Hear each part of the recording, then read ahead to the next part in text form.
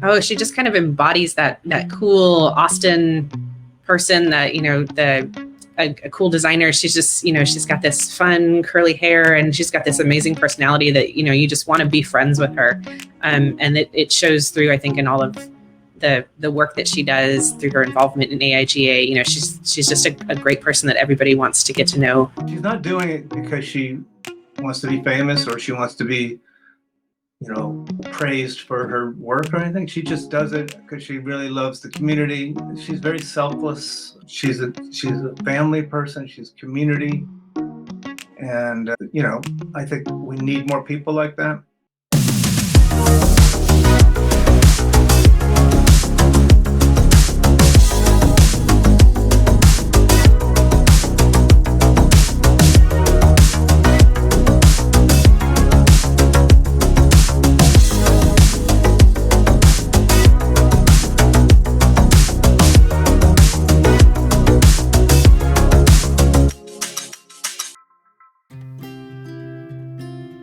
Everything I do as a designer, why I do it, how I do it, why I love it, it all comes back to the people who raised me and the environment I lived in as a child.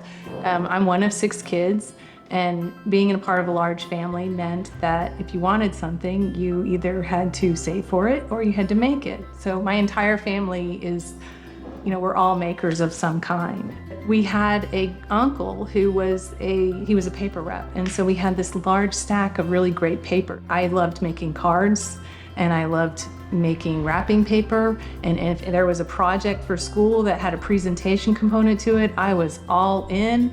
That stuff was like so fun for me. And the funny thing was, I wasn't even talented. I wasn't really especially good at this. In fact, I didn't take an art class until I was a senior in high school, and I was like, this is so much fun.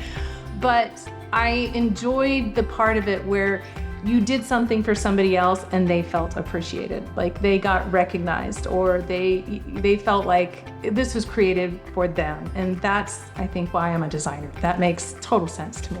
I think what I love about Wendy is just she brings in her own personality and her own passions to it. And I think those are the types of things that I see that keeps her fresh. I really enjoy working with her in the creative process. I think Wendy has a great ability to kind of wrangle us and find out what the true goals of a project are, and to really kind of set those milestones.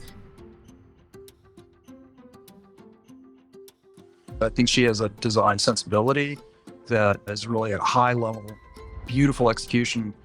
Perhaps in many ways, most importantly, she's somebody who listens.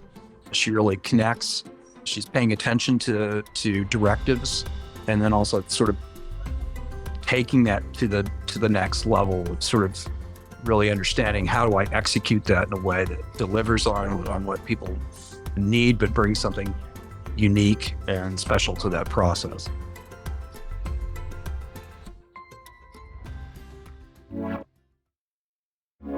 So much of our work comes from word of mouth, or really from a conversation that starts with how are you doing?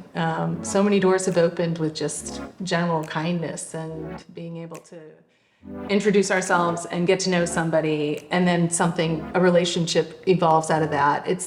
I think our work is very personal. It's not like checking boxes. I think Wendy, she was at Pentagram for a long time, and they were, she's being flown all over the country doing these ridiculous projects. She was coming from the top down, and I was coming from the bottom up, where I was more scrappy. I was more kind of projects, trying to make everything kind of work. And so she would come home and she'd be like, oh, I have a $100,000 budget. I don't know how I can make this work. And I was like, I have $1,000. How do I make it work? And so that's a good point. Yeah, we kind of had to find a way to make it meet in the middle, where it wasn't necessarily always about money, but solving the problem with a good idea. One of the things that I really admire about Wendy and Sean is that they just have been so supportive to the Austin community, particularly the design community. So when they had their office over here near mine, over here on Cesar Chavez, it was literally like their working space was an old garage, but they had a big room that they used as a sort of a public space. They used it as a gallery. They used it as a gathering place for the design community, and they just did a whole variety of things there. It's just such a part of the community. And I just think that's one of the great gifts that they've given to Austin. I was just always so drawn to whatever art they had hung up, even right now in their studio, the collection that they have that they displayed, not of their own work, of things they're collecting, was the beginning of me thinking that we had some kind of synergy between us, like that we were kindred spirits. We're talking about work, and we're talking about what I do for a living and how I make money, but that's not why I'm here. I'm here so I can go get outside and do something else. I am a mother, I'm a wife, I'm a daughter, I've got a large family. All of those people mean something to me, but I've also got outside interests. I'm a birder, I'm a paddler, I row, I swim. And so, yeah, I work because I want to get outside and do something else. And that's where the inspiration comes. It's not sitting in front of my computer. Some people really think about success in terms of financial or what money is or what they own or what they have. We get to define our own idea of success, and that's pretty cool. I don't want to be known for somebody who worked so hard they didn't enjoy life.